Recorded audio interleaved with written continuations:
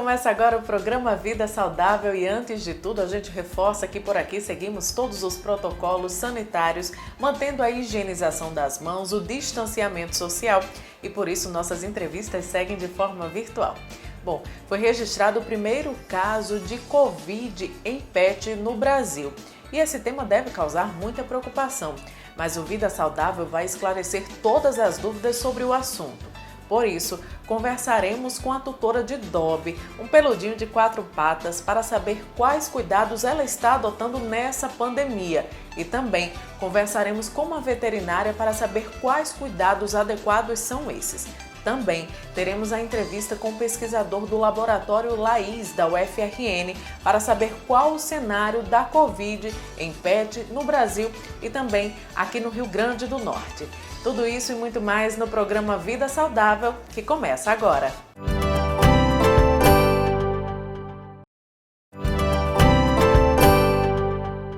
Jéssica Pinto é tutora do cachorrinho Dobby e tem redobrado os cuidados com ele nessa pandemia. É o que você confere agora.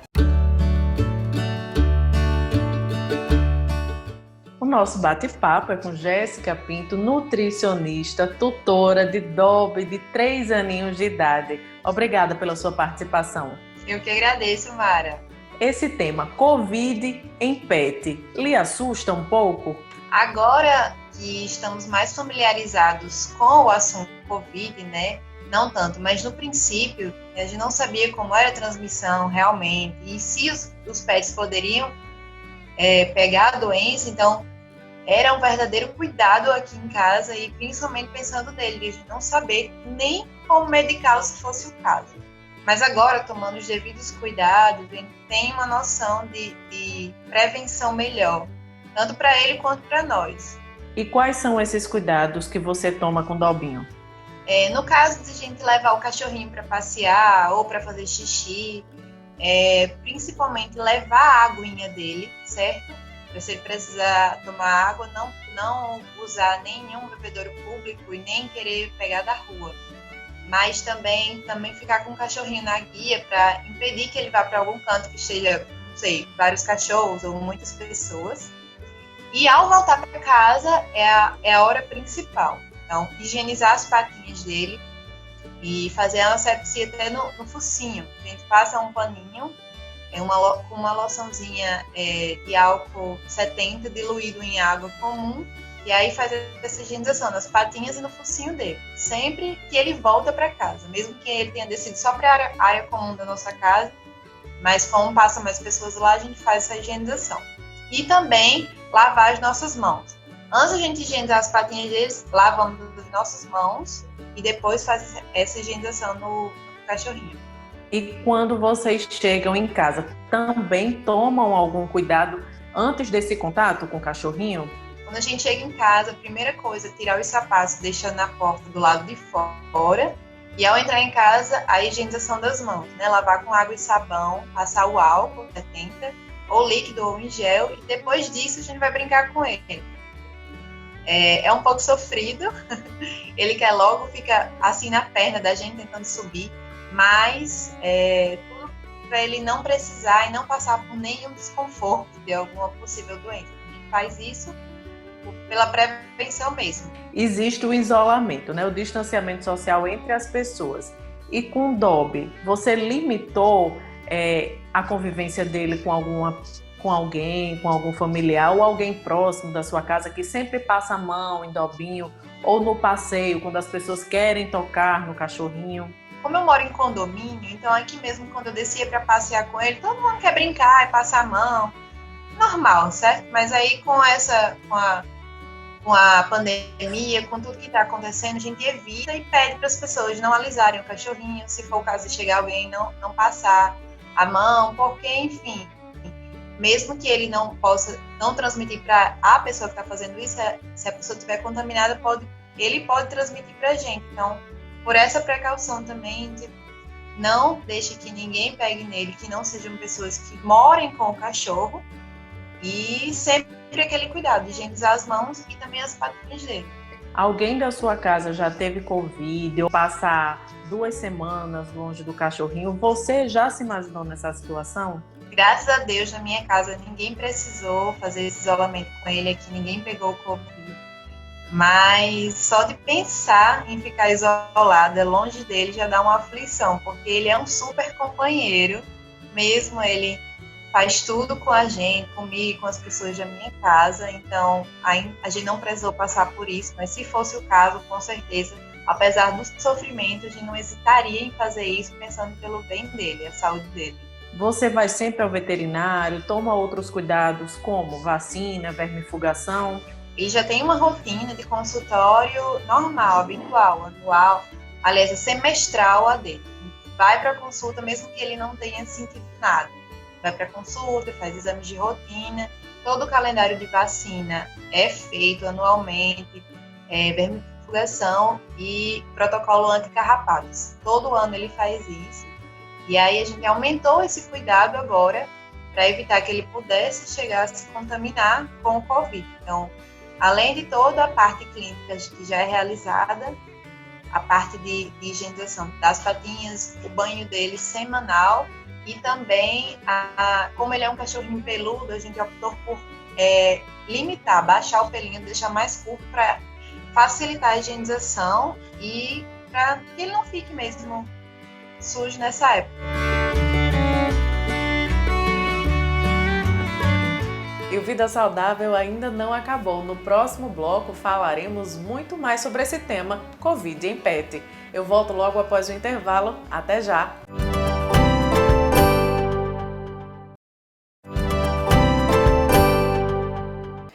E nessa pandemia é preciso redobrar os cuidados com os pets, principalmente os domésticos, cães e gatos. É o que você confere agora na entrevista com a veterinária Joana Dark Pires.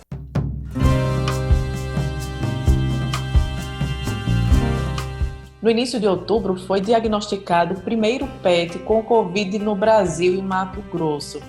E isso pode trazer alguma preocupação para os tutores de animais domésticos. E é sobre o assunto que eu converso agora com Joana Pires, veterinária. Doutora Joana, obrigada pela participação. Agradeço, a estar aqui presente para tirar as dúvidas no Vida Saudável. Esse animal diagnosticado com Covid aqui no Brasil e outros, a exemplo de uma tigresa em Nova York também diagnosticado com Covid, esses animais apresentaram alguns sintomas?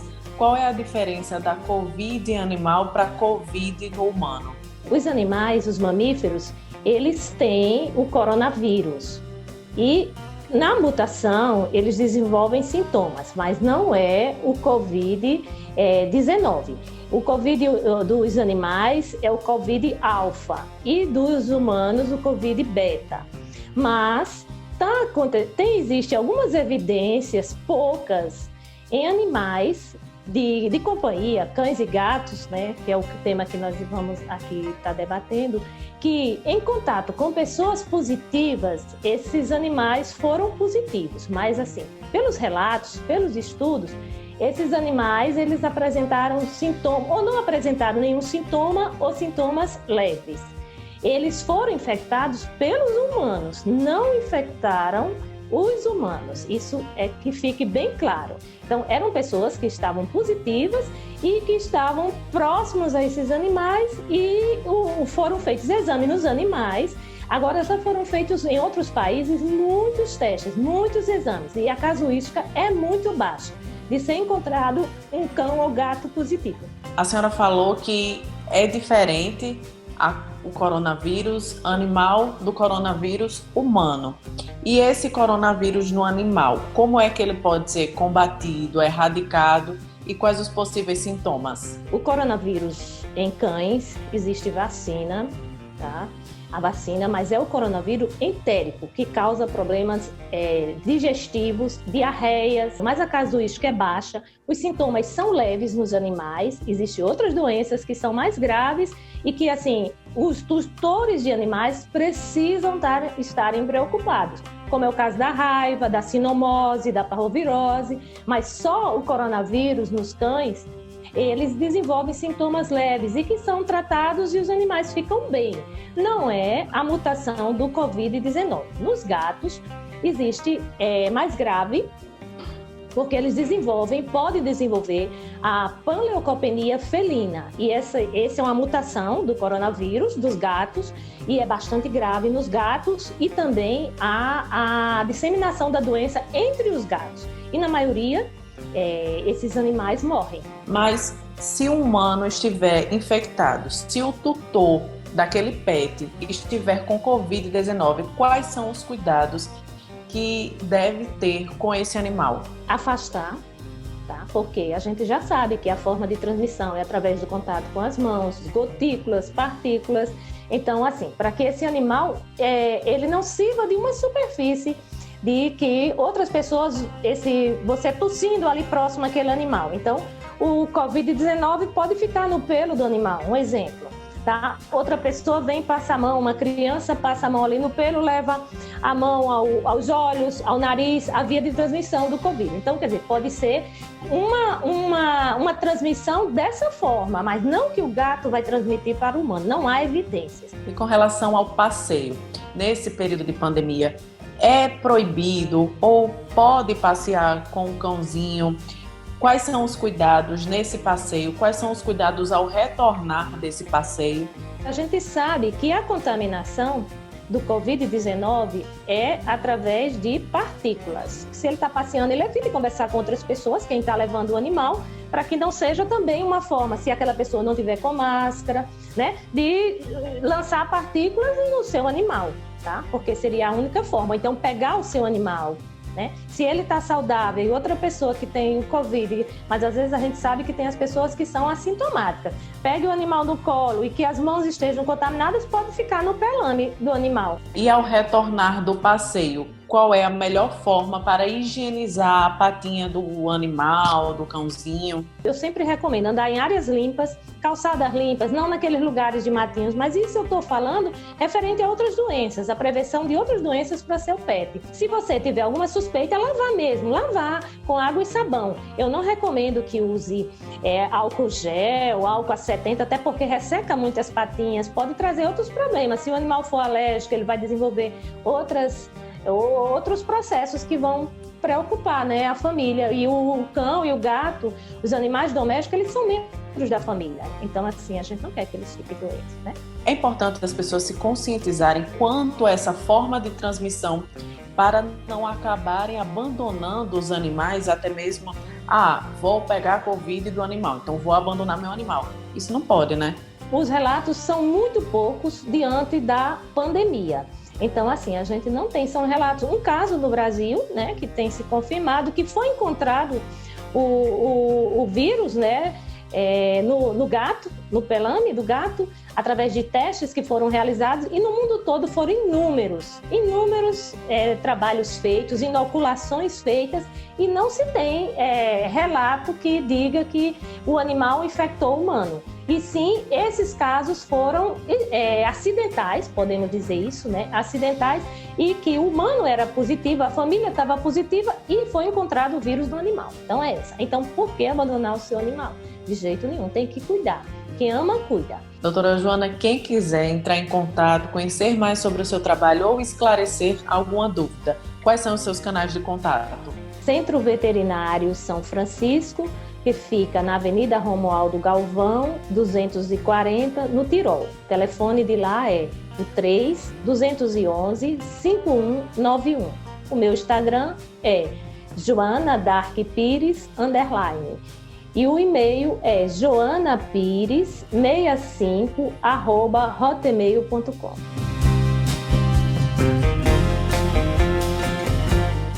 E no próximo bloco falaremos muito mais sobre Covid em pets. É logo após o intervalo. Não saia daí que eu volto já.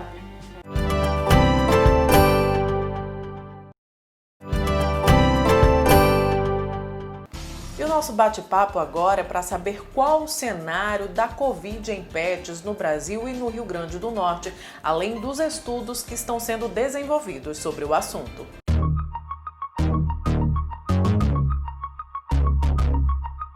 Levando em consideração o caso do primeiro pet diagnosticado com Covid no Brasil, estamos com essa dúvida. A população deve temer essa notícia?